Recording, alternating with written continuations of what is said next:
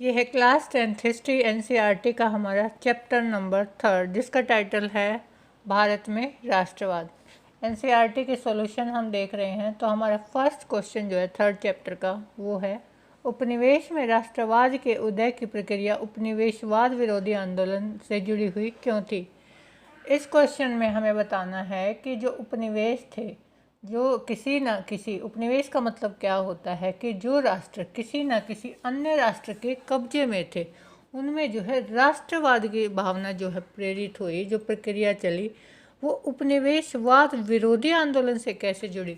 जो उन्होंने है अपने औपनिवेशिक शासक जो थे उनके खिलाफ जो है विद्रोह किया, वो उनसे किस प्रकार से जुड़ी हुई थी। तो चलिए देखते हैं। नए कई उपनिवेशों में राष्ट्रवाद के उदय की प्रक्रिया औपनिवेशवाद विरोधी आंदोलन से जुड़ी हुई थी। औपनिवेशिक शासकों के खिलाफ संघर्ष के दौरान लोग आपसी एकता को पहचानने लगे थे।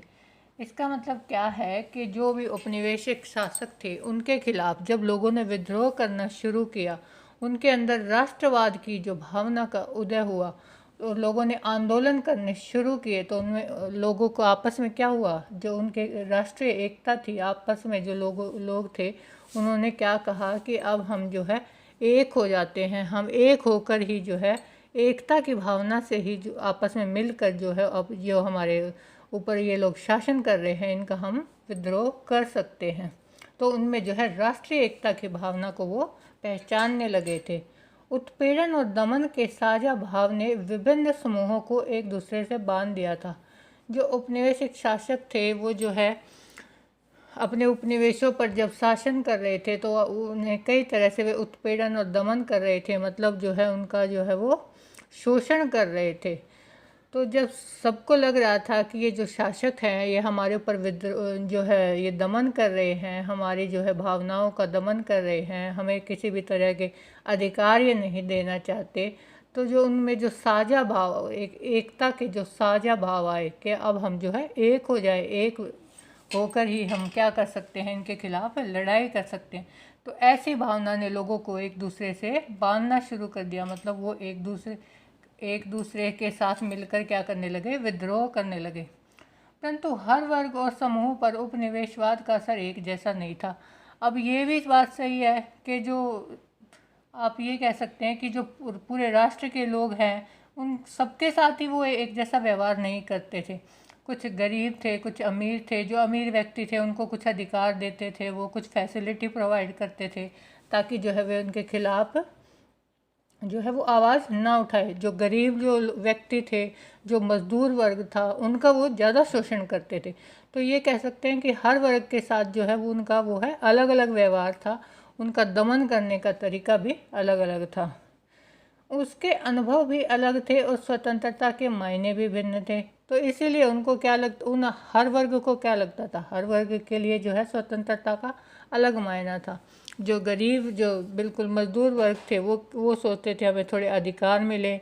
उनसे ऊपर जो थोड़ा सा उच्च वर्ग था वो चाहते थे कि हम सत्ता में आ जाएं। तो उनके सबके लिए जो है स्वतंत्रता के मायने अलग अलग थे। कई आंदोलनों ने समाज सेवकों के नेतृत्व में इन समूहों को इकट्ठा करके एक विशाल आंदोलन खड़ा कर दिया। फिर क्या हुआ कि जो भिन्न भिन्न जो वर्ग थे उनमें भिन्न भिन्न तरह से जब आंदोलन होने लगे, विद्रोह होने लगे, तो जो समाज सेवी जो आए, जैसे हम भारत में कह सकते हैं महात्मा गांधी का नाम बहुत ही इम्पोर्टेंट है। जब महात्मा गांधी आए थे तो जो समाज के सभी वर्ग है वो ये सोचने लगे थे कि अब हमें जो है स्वतंत्रता मिल सकती है, हम अपने जो है ये अंग्रेज अधिकारी हैं इनके खिलाफ विद्रोह कर सकते हैं। तो इसी तरह से अलग अलग तबकों में, अलग अलग समाज में जो है समाज सेवी थे, उनके नेतृत्व में जो है आंदोलन खड़े होने शुरू हो गए। तो इससे हमें क्या पता लगता है कि जो भी राष्ट्रवाद के उदय की भावना थी, जो प्रक्रिया थी, उसमें उन आंदोलनों का जो है बहुत इम्पोर्टेंट रोल है। आंदोलनों के जरिए ही लोगों में है जो है राष्ट्र उपनिवेशों के खिलाफ राष्ट्रवाद की भावना आई और उन्होंने आंदोलन करने शुरू कर दिए। आपको वीडियो अच्छी लगी हो तो मेरे चैनल को सब्सक्राइब कर लीजिए, और अगर आपको ये हैंड रिटन नोट्स अगर चाहिए तो मैंने अपना डिस्क्रिप्शन में मेल आईडी दिया है, वहाँ आप मुझे मेल कर सकते हैं। मैं आपको ये सारे नोट्स प्रोवाइड करवा दूँगी। Thank you.